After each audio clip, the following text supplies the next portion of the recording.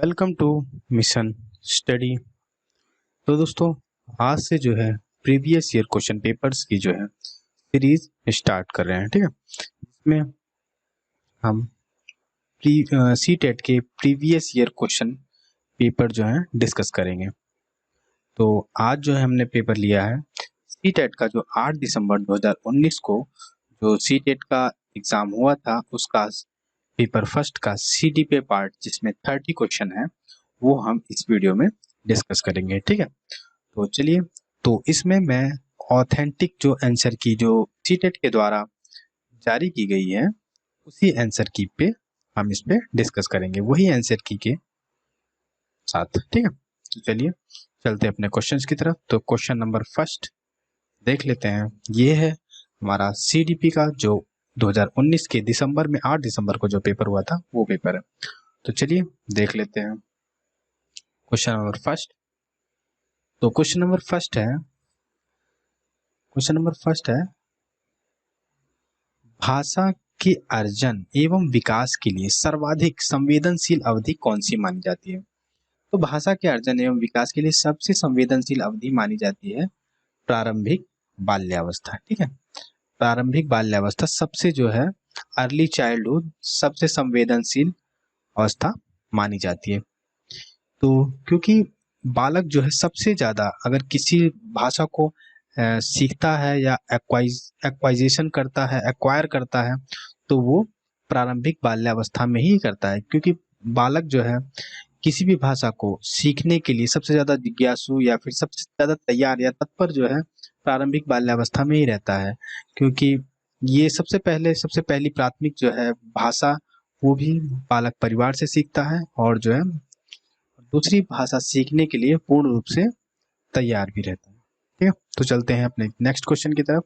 हमारा अगला क्वेश्चन है, निम्नलिखित में से कौन सी लॉरेंस कोहलबर्ग के द्वारा प्रस्तावित नैतिक विकास की एक अवस्था है? ठीक है, तो ये है लॉरेंस कोहलबर्ग के अनुसार नैतिक विकास की एक अवस्था है सामाजिक अनुबंधन अभिविन्यास। सामाजिक अनुबंधन अभिविन्यास। ठीक है, तो लॉरेंस कोहलबर्ग के अनुसार जो है इसको लॉरेंस कोहलबर्ग के अनुसार बच्चों का जो नैतिक विकास निम्नलिखित 6 चरणों में होता है। कितने चरणों में होता है? निम्नलिखित 6 चरणों में होता है। तो 6 चरणों को जो इसको भी जो है 3 सब टॉपिक्स में डिवाइड किया गया है। पहला है पूर्व पारंपरिक अवस्था। ठीक है, पहला है पूर्व पारंपरिक अवस्था, पूर्व पारंपरिक नैतिकता है, सॉरी। उसके बाद दूसरा है परंपरागत नैतिकता और तीसरा है पूर्व पारंपरिक नैतिकता। ठीक है, तो इसको 3 सब टॉपिक्स में, उसके बाद 6 जो है 6 पार्ट्स में इन्हें डिवाइड किया गया है। ठीक है, तो चलिए चलते अपने नेक्स्ट अगले क्वेश्चन की तरफ। हमारा क्वेश्चन नंबर 3 है, कक्षा में परिचर्चा के दौरान एक शिक्षक प्रायः जो है लड़कियों की तुलना में लड़कों को अधिक ध्यान देता है। ठीक है, तो इसे हम क्या कहेंगे? इसे हम सीधे सीधे ये जो है जेंडर बायस या फिर जेंडर पक्षपात इसे कहा जाएगा। ठीक है, तो तीसरे का जो है फर्स्ट आंसर जो है राइट आंसर है। क्योंकि ऐसा माना जाता है कि शिक्षक जो है लड़कियों की तुलना में लड़कों के साथ अधिक जो है इंटरेक्शन के साथ बातें कर लेते हैं। इसलिए जो है इस चीज को, जेंडर बायसनेस को खत्म करने के लिए इस पे जो है इस जेंडर पक्षपात पे या जेंडर रूढ़िवादिता पे इस पे बच्चों के साथ पूर्ण रूप से डिस्कस करके इसका जो है समाधान निकाला जा सकता है। ठीक है, क्योंकि आगे वाले क्वेश्चन में दिया भी हुआ है कि बच्चों में जेंडर रूढ़िवादिता एवं जेंडर भूमिका अनुरूपता को कम करने के लिए निम्नलिखित में से कौन सी पद्धति प्रभावशाली है? तो इसमें सबसे जो है प्रभावशाली पद्धति है जेंडर पक्षपात के बारे में परिचर्चा। ठीक है, discussion about the gender bias. किसके बारे में पूर्ण रूप से अगर आप चर्चा करते हैं तो आप इसको जो है जेंडर रूढ़िवादिता एवं जेंडर भूमिका अनुरूपता को कम कर सकते हैं। ठीक है, तो चलिए हम चलते हैं नेक्स्ट क्वेश्चन की तरफ। हमारा नेक्स्ट क्वेश्चन है क्वेश्चन नंबर 5। निम्नलिखित में से किस मनोवैज्ञानिक ने बच्चों को ज्ञान के सक्रिय जिज्ञासु के रूप में देखते हुए उनके चिंतन पर सामाजिक एवं सांस्कृतिक विषय वस्तुओं के प्रभाव को महत्व दिया है? ठीक है, तो ये है हमारे लेव वाइगोत्स्की। कौन है? लेव वाइगोत्स्की। लेव वाइगोत्स्की जो है मुख्य रूप से उनका मानना है कि बच्चे जो है ज्ञान के जो है सक्रिय जिज्ञासु हैं। सक्रिय जिज्ञासु मतलब कि वो ज्ञान को सक्रिय रूप से जैसे करके मतलब पार्टिसिपेशन, एक्टिवली पार्टिसिपेशन रहता है, तो वो सक्रिय जिज्ञासु के रूप में माने जाते हैं, क्योंकि उनका जो है एक्टिव रूप से, फिजिकली रूप से उनका पार्टिसिपेशन उसमें होता है। ठीक है, तो चलते हैं हम अपने नेक्स्ट क्वेश्चन की तरफ। हमारा नेक्स्ट क्वेश्चन है क्वेश्चन नंबर 6। क्वेश्चन नंबर 6 देख लेते हैं। हमारा क्वेश्चन नंबर 6 है, जिगसॉ पहेली को करते समय 5 वर्ष की जिगसॉ पहेली को करते समय 5 वर्ष की नजमा जो है स्वयं से कहती है, नीला टुकड़ा कहाँ गया? नहीं, यह वाला नहीं, गाढ़े रंग वाला जिसमें वह जूता है वह पूरा बन जाएगा। ठीक है, तो इस प्रकार की वार्ता को वाइगोत्स्की किस तरह संबोधित करते हैं? तो वाइगोत्स्की इसे क्या कहते हैं? प्राइवेट स्पीच के नाम से वाइगोत्स्की इसको संबोधित करते हैं। वाइगोत्स्की का मानना है कि इसे व्यक्तिगत वार्ता कहा जाता है। आपने भी देखा होगा बहुत टाइम से कि बहुत कई बार अगर नोटिस किया होगा कि बच्चे कभी भी कहते हैं हट जाओ, गाड़ी आ रही है, एटसेट्रा एटसेट्रा, मतलब अपने आप से ही बातें करते हुए आपने सुना होगा। तो उसी को जो है लेव वाइगोत्स्की ने जो है प्राइवेट स्पीच का नाम दिया है। ठीक है, प्राइवेट स्पीच का नाम, व्यक्तिगत वार्ता। ठीक है, तो क्वेश्चन नंबर 7 देख लेते हैं। बच्चों को, क्वेश्चन नंबर 7 है, बच्चों को संकेत देना तथा आवश्यकता पड़ने पर सहयोग प्रदान करना निम्नलिखित में से किसका उदाहरण है? ठीक है, तो निम्नलिखित में से किसका उदाहरण है? तो ये जो है ये क्या कहलाता है? स्कैप फोल्डिंग, पाड़, जिसे हिंदी में पाड़ या ढांचा कहा जाता है। किसी बच्चे को अगर जैसे कोई भी बच्चा अगर कर रहा है या फिर कोई कुछ सीख रहा है, उसमें अगर थोड़ी सी आप उसे सहयोग दे देते हैं या थोड़ी सी हेल्प कर देते हैं तो उसे क्या करा जाता है? स्कैप फोल्डिंग। उस सहयोग को क्या कहते हैं? पाड़ या ढांचा या स्कैप फोल्डिंग कहा जाता है। ठीक है, तो चलते हैं हम क्वेश्चन नंबर 8 की तरफ। हमारा 8वां नंबर क्वेश्चन है, निम्नलिखित व्यवहारों में से कौन सा जीन पियाजे के द्वारा प्रस्तावित मूर्त संक्रियात्मक अवस्था को विशेषित करता है? तो विशेषित करता है, तो ये क्या है? Difference imitation object. क्या है? संरक्षण कक्षा समावेशन। ठीक है, तो दूसरा जो है राइट आंसर है। ठीक है, तो चलते हैं हम अपने 9th नंबर क्वेश्चन की तरफ। 9वां क्वेश्चन है, बच्चों के संज्ञानात्मक विकास के संदर्भ में निम्नलिखित में से कौन सी पियाजे की संरचना है? तो पियाजे की संरचना कौन सी है? तो पियाजे जो है, ये स्कीमा जो है पियाजे की संरचना है। स्कीमा जैसे किसी भी चीज के बारे में, अगर हमारा ह्यूमन ब्रेन है, ह्यूमन ब्रेन के अंदर अगर किसी भी नए चीज को ऐड करने के लिए, तो वो जो है कोई भी अगर नया चीज होता है तो वो स्कीमा के रूप में, एक फोल्डर के रूप में हमारे माइंड में जो है ऐड हो जाता है। तो उसी को जो है बच्चों के संज्ञानात्मक विकास के संदर्भ में लिखते हुए कौन से जीन पियाजे की संरचना, तो उसी वो संरचना जो है क्या है? स्कीमा है। स्कीमा अगर कोई सी भी, जैसे कि हम जैसे कहा जाता है कि अगर अब एक डॉगी ले लो, कुत्ते के 4 पैर हैं और गाय के भी 4 पैर हैं, तो इसमें डिफ्रेंशिएट करना होता है कि डिफ्रेंशिएट कैसे करेंगे? तो जब डिफ्रेंशिएट हो जाएगा तो ये भी तो एक कॉमन सी बात है कि कुत्ते की जो आवाज से हम उसे डिफ्रेंशिएट कर सकते हैं कि कुत्ता इस तरीके से बोलता है और गाय इस तरीके से बोलती है, तो वो स्कीमा के तौर पे फोल्डर में जो है माइंड में सेट हो जाती है। ठीक है, चलिए क्वेश्चन नंबर 10 देख लेते हैं। हमारा क्वेश्चन नंबर 10 है, आकलन। क्वेश्चन नंबर 10 है, आकलन का प्राथमिक उद्देश्य क्या होना चाहिए? अगर आप किसी भी चीज का आकलन कर रहे हैं या बच्चों का आकलन कर रहे हैं, बच्चों का असेसमेंट कर रहे हैं, तो उसका जो है मुख्य उद्देश्य क्या होना चाहिए? उसका मुख्य उद्देश्य क्या होना चाहिए? इसमें तो कोई भी राइट नहीं है, सब गलत है। ठीक है, एक ही आंसर सही है, जो कि ये है, जिस टॉपिक से, जिस चीज पे उसका आकलन कर रहे हैं उससे संबंधित अवधारणाओं के बारे में बच्चों को स्पष्ट तथा उसके प्रति जो भ्रांतियां हैं उनको समझाना, ये जो है इसका राइट एंड पॉजिटिव आंसर बनता है।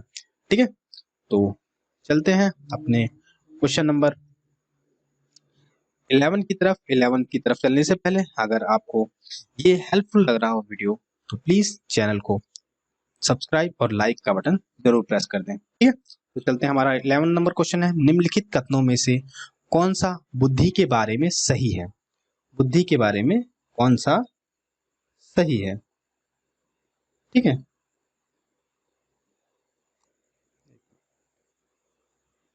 ठीक है, तो निम्नलिखित कथनों में से कौन सा बुद्धि के बारे में जो है हाँ सही है? तो बुद्धि के बारे में इनमें से तीनों में से जो है कोई भी सब फुलफिल किसी को नहीं करते। तो राइट आंसर क्या है? बुद्धि एक बहुआयामी तथा जटिल योग्यताओं का समूह है। तो इसका जो है 11वीं का 4th नंबर जो है आंसर राइट आंसर है। ठीक है, बुद्धि जो है सिंगल डायमेंशनल, ये मल्टी डायमेंशनल है। ठीक है, तो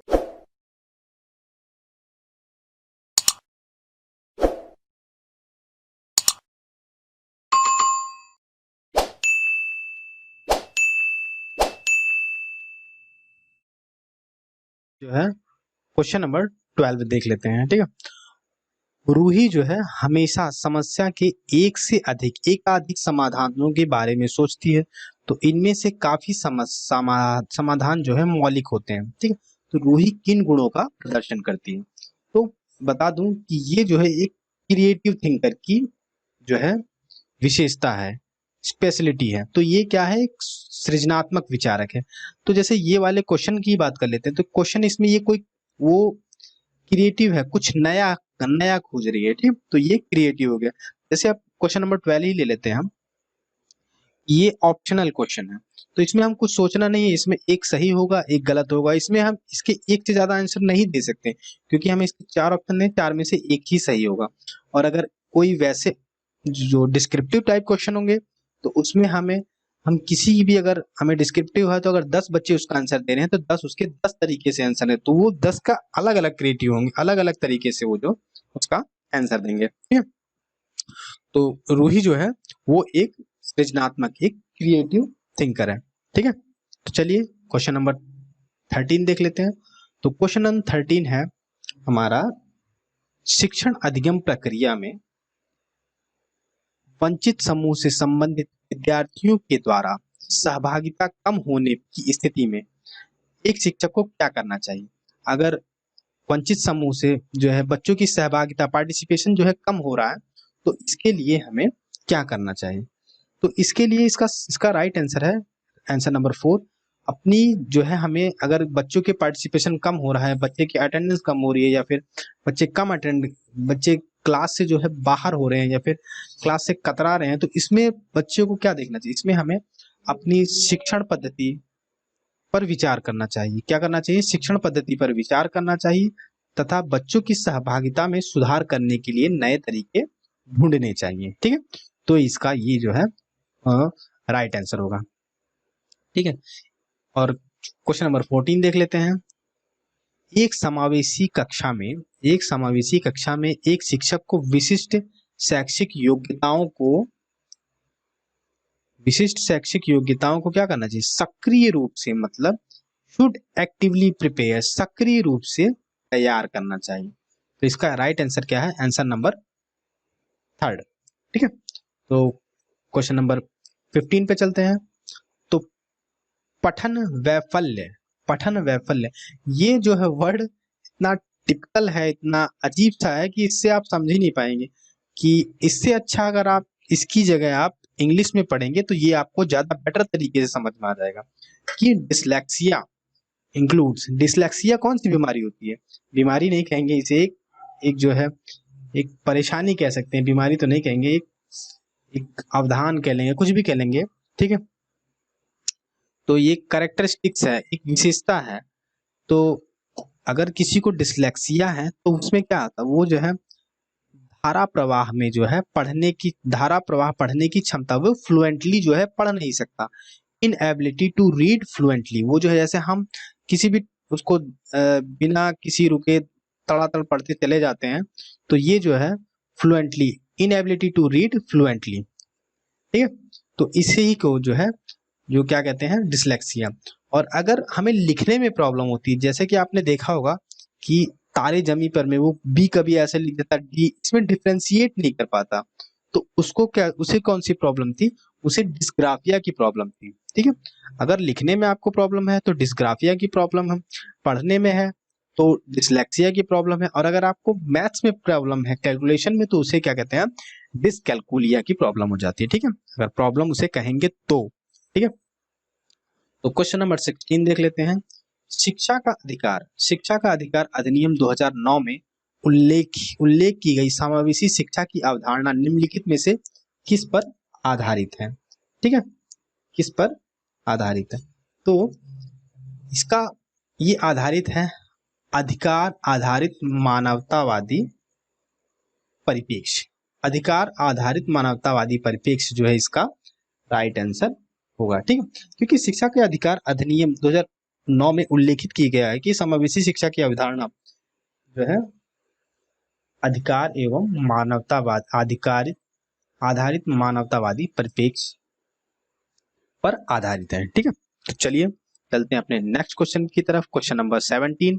तो क्वेश्चन नंबर 17 है संरचनावादी ढांचे में अधिगम प्राथमिक रूप से, संरचनावादी ढांचे में अधिगम जो है प्राथमिक रूप से जो है क्या होता है, अवबोधन की प्रक्रिया पर केंद्रित होता है। किस पे होता है, अवबोधन की प्रक्रिया पर केंद्रित, focused on the process of meaning making, जो है क्रिएटेड जो है कंस्ट्रक्टिव फ्रेमवर्क वाले जो होते हैं ढांचे में प्राथमिक रूप से, वो होते हैं क्या, focused on the process of meaning making, ठीक है। तो चलते हैं, इसका राइट आंसर होगा आंसर नंबर 4। तो चलते हैं अपने नेक्स्ट क्वेश्चन की तरफ। हमारा नेक्स्ट क्वेश्चन है क्वेश्चन नंबर 18। तो ये है अनेक घटनाओं के बारे में बच्चों के द्वारा बनाए गए सहजानुभूत सिद्धांतों के संदर्भ में एक शिक्षिका को क्या करना चाहिए। तो एक शिक्षिका को क्या करना चाहिए, तो शिक्षिका को करना चाहिए प्रतिकूल प्रमाण एवं उदाहरणों को प्रस्तुत करके बच्चों को इन सिद्धांतों को चुनौती देनी चाहिए, ठीक है। तो इसका राइट आंसर क्या हो जाएगा, आंसर नंबर 4। ये जो है आंसर नंबर 4 इसका राइट आंसर हो जाएगा, ठीक है। तो चलते हैं क्वेश्चन नंबर 9 की तरफ। तो क्वेश्चन नंबर 9 है कि छात्र केंद्रित शिक्षा शास्त्र की विशेषता, अगर जो है चाइल्ड सेंटर्ड जो है शिक्षण पेडागोजी का क्या विशेषता है, ठीक है। तो इसकी विशेषता हो जाती है कि इसकी विशेषता ये हो जाती है चाइल्ड सेंटर्ड में है, चाइल्ड सेंटर्ड जो है अगर टीचिंग है तो उसमें बच्चों के अनुभवों को प्रमुखता देना, ठीक है, giving primacy to children's experience, बच्चों के अनुभवों को जो है प्रमुखता देना, ये एक चाइल्ड सेंटर्ड की विशेषता हो जाती है, ठीक है। तो चलिए क्वेश्चन नंबर 20 देख लेते हैं। तो संवेग एवं संज्ञान एक दूसरे से क्या है, अगर हिंदी में कहें तो सन्निहित हैं, और इंग्लिश में देख लें तो इंटरवोवन विथ, ठीक है। तो ये जो है इसका राइट आंसर होगा सन्निहित हैं, एक दूसरे से सन्निहित हैं, एक दूसरे पर निर्भर हैं, एक दूसरे के पूरक हैं, कुछ भी आप कह सकते हैं, ठीक है। तो कुछ भी आपके एग्जाम में नेक्स्ट टाइम पूछा जा सकता है, ठीक है। तो क्वेश्चन नंबर 21 पे चलने से पहले अगर आपको वीडियो थोड़ी सी भी हेल्पफुल लग रहा है, थोड़ा सा भी अच्छा लग रहा है, तो प्लीज चैनल को रोक कर सब्सक्राइब करें और बेल आइकन को जरूर प्रेस करें और लाइक का थंब इम्प्रेशन जरूर दें, ठीक है। तो चलिए क्वेश्चन नंबर 21 देख लेते हैं। संरचनावादी सिद्धांतों के अनुसार अधिगम के बारे में निम्नलिखित कथनों में से कौन सा सही है, निम्नलिखित कथनों में से कौन सा सही है।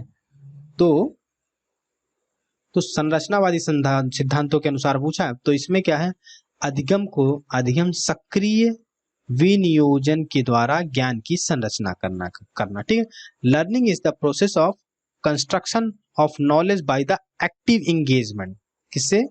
सक्रिय संरचना जो है, एक्टिव एंगेजमेंट, जैसे करके सीखने वाली प्रक्रिया पे ज्यादा जोर दिया गया है। ठीक है, तो क्वेश्चन नंबर 20 देख लेते हैं, 22। तो 22 में देख लेते हैं, विद्यार्थी को स्पष्ट उदाहरण एवं गैर उदाहरण देने के क्या परिणाम? विद्यार्थी को स्पष्ट उदाहरण और गैर उदाहरण देने के क्या परिणाम है? तो इसके परिणाम होंगे, अवधारणात्मक परिवर्तनों को प्रोत्साहित करने के लिए एक प्रभावशाली तरीका है। ठीक है, तो 22 का अगर राइट आंसर की बात कर लें तो 22 का राइट आंसर है आंसर नंबर 1। ठीक है, तो चलिए चलते हैं अपने नेक्स्ट क्वेश्चन की तरफ। तो हमारा अगला क्वेश्चन है क्वेश्चन नंबर 23। तो उसका है, देख लेते हैं, बच्चों को अधिगम गतिविधियों में भागीदारी करने के लिए लगातार पुरस्कार देना व दंड का प्रयोग करना क्या प्रभाव? अगर किसी भी बच्चे को आप लगातार उसे अगर पुरस्कृत कर रहे हैं या फिर उसे कोई प्राइज दे रहे हैं, तो उसके लिए वो एक टाइम के बाद ना एक अपने पीक पे जाने के बाद वो निराश हो जाएगा कि यही तो मिलता है या यही है। अगर उसे रैंडमली आप कभी भी जो है उसे प्रोत्साहित कर दें या फिर कभी भी उसे जो है पुरस्कृत कर लें या कुछ भी आप सरप्राइज तरीके से आप देंगे तो वो जो है वो ज्यादा प्रभावशाली होगा। और अगर किसी को अगर आप दंड ही दे रहे हैं, अगर रेगुलर आप उसे सिर्फ दंडित कर रहे हैं, पनिश कर रहे हैं, तो ये भी जो है बहुत ही प्रभावशाली नहीं होता। ठीक है, क्योंकि उससे भी जो है अधिगम में, इसका राइट आंसर क्या होगा? अधिगम में बच्चों की स्वाभाविक अभिरुचि तथा जिज्ञासा कम हो जाती है। तो इसका राइट आंसर जो है ये राइट आंसर 4 हो जाएगा। ठीक है, तो चलते हैं अपने क्वेश्चन नंबर 24 की तरफ। तो क्वेश्चन नंबर 24 है हमारा, निम्नलिखित में से कौन सी प्राथमिक सार्थक अधिगम को बढ़ावा देती है? कौन सी देती है प्राथमिक सार्थक अधिगम को बढ़ावा? तो इसके लिए जो है हमारा ये शारीरिक दंड तो इसमें कोई वैल्यू ही नहीं रखता, निरंतर तुलना मूल्यांकन ये भी नहीं रखता, तो जो है ये है सहयोगात्मक अधिगम व पर्यावरण और सतत एवं समग्र मूल्यांकन, ये जो है इसका राइट आंसर हुआ। तो दूसरा और थर्ड किस में है? सेकंड में, तो ये सेकंड जो है इसका राइट आंसर हो गया। ठीक है, तो चलिए क्वेश्चन नंबर 5 की तरफ चल लेते हैं। तो क्वेश्चन नंबर 5 है हमारा, शिक्षक बच्चों की जटिल अवधारणाओं की समझ को किस प्रकार सहज कर सकते हैं? किस प्रकार सहज कर सकते हैं? तो how to teacher facilitate understanding of complex concept in children. तो अगर इसकी समझ को सहज कर सकते हैं तो इसके लिए बच्चों को क्या है? अन्वेषण एवं परिचर्चा के लिए अवसर उपलब्ध कराने करके। ठीक है, अन्वेषण by providing the opportunity of exploration and discussion, ये इसका जो है राइट आंसर हो जाएगा। ठीक है, तो चलिए चलते अपने क्वेश्चन नंबर 26 की तरफ। हमारा 26 है, एक प्राथमिक विद्यालय की अध्यापिका को एक प्रभावशाली समस्या समाधानकर्ता बनने के लिए किस प्रकार से प्रोत्साहित कर सकती हैं? ठीक है, बनने के लिए किस प्रकार से प्रोत्साहित कर सकती हैं? ठीक है, तो इसका जो है राइट आंसर हो जाएगा, इसका राइट आंसर होगा आंसर नंबर डी या आंसर नंबर 4 कह सकते हैं। ठीक है, कि बच्चों को सहजानुभूत अनुमान लगाने के लिए प्रोत्साहित करके तथा उसी पर आधारित विचार मंथन करके। उसका राइट आंसर क्या है? ये। ठीक है, तो चलते हैं अपने नेक्स्ट क्वेश्चन की तरफ, क्वेश्चन नंबर 27। तो 27 नंबर क्वेश्चन है, निम्नलिखित अवधि में से किस में शारीरिक वृद्धि एवं विकास तीव्र गति से होता है? बालक की जो है शारीरिक वृद्धि और विकास सबसे तीव्र गति से जो है शैशवावस्था एवं बाल्यावस्था से में होता है। इन्फेंसी एवं अर्ली चाइल्डहुड में जो है बालक का सबसे अधिक सर्वाधिक विकास होता है। ठीक है, तो ये इसका राइट आंसर हो जाएगा, आंसर नंबर फर्स्ट। तो चलिए चलते हैं अपने क्वेश्चन नंबर 8 की तरफ। तो क्वेश्चन नंबर 28 की तरफ, सॉरी, निम्नलिखित में से कौन सा विकास का सिद्धांत नहीं है? इसे जो है मोस्टली अंडरलाइन किया गया है, कौन सा जो है विकास का सिद्धांत नहीं है। तो विकास जीवन पर्यंत है, होता है, बिल्कुल है। जीवन अपरिवर्त है, वो जो है मॉडिफिएबल है, ठीक है। डेवलपमेंट इज अपरिवर्त्य है, उसे परिवर्तन जो है अपरिवर्त्य है, ठीक है। विकास जो है आनुवांशिकता एवं पर्यावरण दोनों के द्वारा प्रभावित, ये भी सही है। तो कौन सा सही नहीं है? तो लास्ट क्या बचता है? Answer number 4। तो निम्नलिखित में विकास सार्वभौमिक है तथा सांस्कृतिक संदर्भ इसे प्रभावित नहीं करते। बिल्कुल, हमारा कल्चर जो है पूर्ण रूप से इसे प्रभावित करता है, ठीक है। तो चलिए क्वेश्चन नंबर हम 29 की तरफ देख लेते हैं। हमारा इस वीडियो का जो है हमारे सीडीपी के क्वेश्चन का second last question, question number 29, व्यक्तिक विभिन्नताओं का प्राथमिक कारण क्या है? व्यक्तिक विभिन्नताओं का प्राकृतिक कारण क्या है? तो इसमें जो है हेरिडिटी आ जाता है, अनुवांशिकता एवं पर्यावरण के बीच जटिल पारंपरिक क्रिया। तो आंसर नंबर 4 जो है इसका जो है राइट आंसर हो जाएगा, ठीक है। तो इस वीडियो का लास्ट क्वेश्चन, इस वीडियो का लास्ट क्वेश्चन और सीडीपी के 30 का जो 30 क्वेश्चन का लास्ट क्वेश्चन जो है देख लेते हैं। ये है, निम्नलिखित में से कौन सा द्वितीयक समाजीकरण एजेंसी का उदाहरण है? तो ये जो है हमारा, अगर सेकेंडरी, अगर प्राइमरी की बात कर ली जाए तो परिवार एवं पड़ोस जो है हमारा प्राइमरी समाजीकरण एजेंसी है, और जो है विद्यालय एवं मीडिया जो है हमारा सेकेंडरी या द्वितीयक समाजीकरण एजेंसी है। तो ये थे 8 दिसंबर 2019 के सीडीपी के 30 क्वेश्चंस। तो ये वीडियो आपको कैसी लगी, फीडबैक जरूर कमेंट बॉक्स में दीजिएगा, ठीक है। और आपको ये बहुत ही, आपको इससे जो है नेक्स्ट सीटेट में आने वाले क्वेश्चंस के कैसे क्वेश्चंस आते हैं, आपको पूरा एकदम हेल्पफुल, एक पूरी तरीके से उसका अनुमान आपको लग जाएगा कि कैसे क्वेश्चंस जो है आते हैं। और आपको प्रीवियस ईयर क्वेश्चन पेपर जो है बहुत ही आपको हेल्पफुल होंगे आपका नेक्स्ट सीटेट क्रैक करने के लिए, ठीक है। तो थैंक यू जो है। तो अगली वीडियो जो आएगी आपकी, तो अगली वीडियो में हम जो है ईवीएस के 30 क्वेश्चन जो है उनको हम डिस्कस करेंगे। उसकी जो है अगली वीडियो में हम ईवीएस के 30 क्वेश्चंस डिस्कस करेंगे, ठीक है। तो कैसी लगी वीडियो, फीडबैक जरूर दीजिएगा। और जो है उसके जाने से पहले मैं आपको बता दूं कि अगर आपको ये वीडियो पसंद आया हो तो प्लीज चैनल को सब्सक्राइब जरूर कीजिएगा और लाइक का बटन दबाना ना भूलें।